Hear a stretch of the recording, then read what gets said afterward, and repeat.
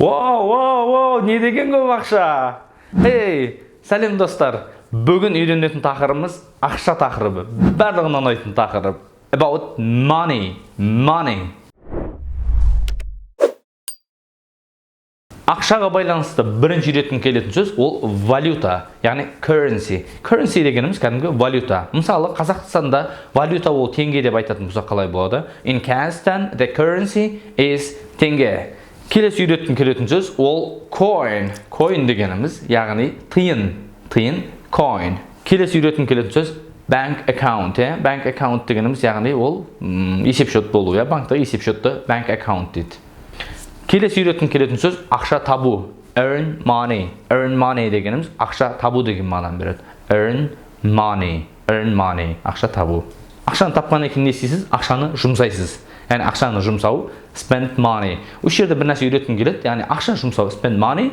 Мысалы, уақытты өткізу дейтін болсақ, spend time. Яғни уақыт өткізу деген мағынаны береді. Spend money. Ақша жарату, жұмсау. Spend money. Енді былай, spend money ол кәдімгі дұрыс жарату мағынасында болады. Waste money десе, ол ақшаны құрту, яғни бір ысырап ету мағынасында. Waste money, ақша құрту. Мысалы айтайық, сізге керексіз бір нәрсені бір қымбат бағада сатып аласыз, ол уже wasting болып табылады, яғни ақшаны шашу болып табылады. Waste money. Сізде ақша болмай қалса, сіз не істейсіз? Біреуден ақша аласыз. Яғни ақша алу, borrow.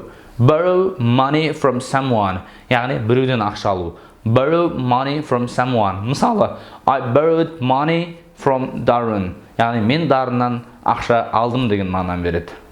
Енді қараңыз, мен Дарыннан ақша алдым, Дарын маған ақша берді. Яғни Darren lend me money.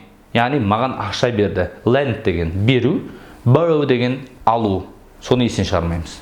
Окей, сіз базарға бардыңыз, бір затты бағасын білу керек болады. Сол кезде қалай сұрайсыз? How much does it cost? Яғни мынау қанша тұрады? Яғни cost деген тұру дегенді білдіреді. Мысалы, сіз айтасыз, it costs 5000 теңге. Яғни бұл 5000 теңге тұрады деген мағынаны береді. Cost, яғни тұру деген мағынаны береді. Құрметті үйренуші, біз ақшаға байланысты көп дүниені үйрендік деп ойлаймын. Назар аударғандарыңызға рахмет.